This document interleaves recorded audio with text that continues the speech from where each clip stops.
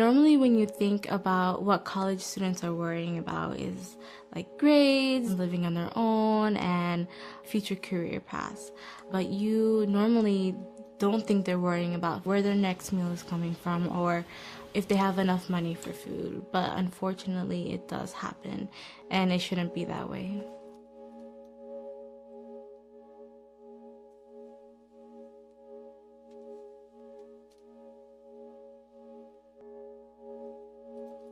I wouldn't tell my parents that I would run out of food. I didn't want them to worry.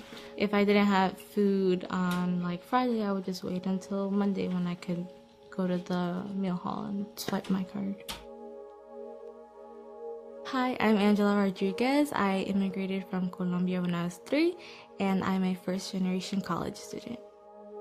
My parents are both really hard workers, and they worked really hard to immigrate here, and even when they came here, they worked hard to help us have what we needed.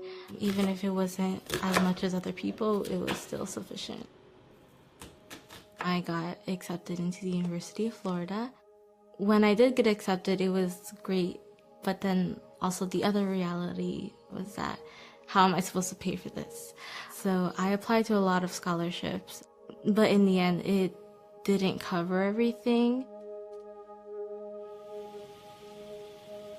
An average week for me was going to classes. I was taking 15 credits, going to church, singing in the choir, also being a part of organizations, and on top of that, I was also working 35 hours a week.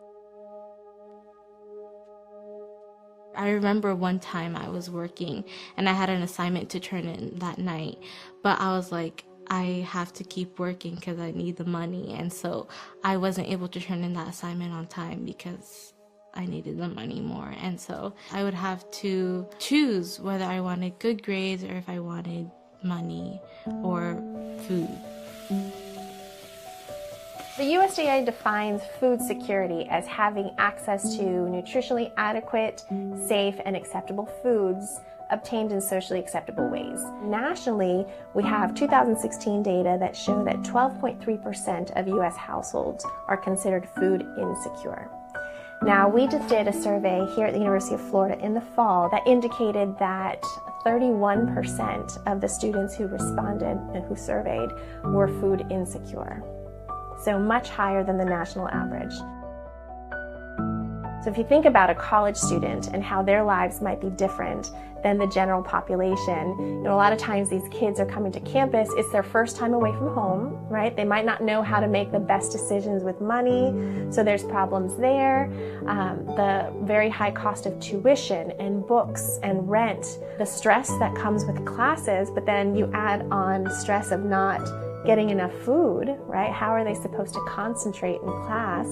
So you do see an association with lower GPA in these food insecure students because they're dealing with these other barriers that students who are food secure don't have to deal with. It was the beginning of the semester and I was in between paychecks.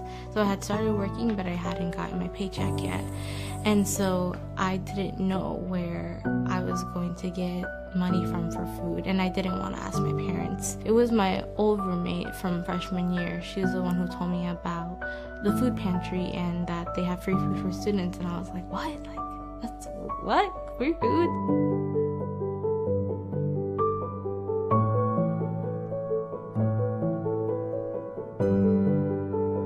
The pantry is open 5 days a week so that our students can come in, and we, again, strive to make sure this is an anonymous process. They just bring their ID card in, and we're available here to serve them and located very centrally. Since the opening of the pantry in August of 2015, we've had nearly 25,000 visits. I came here and I was just like so overwhelmed because like there's just so much food that you could get for free. It was like a weight was lifted off my shoulders.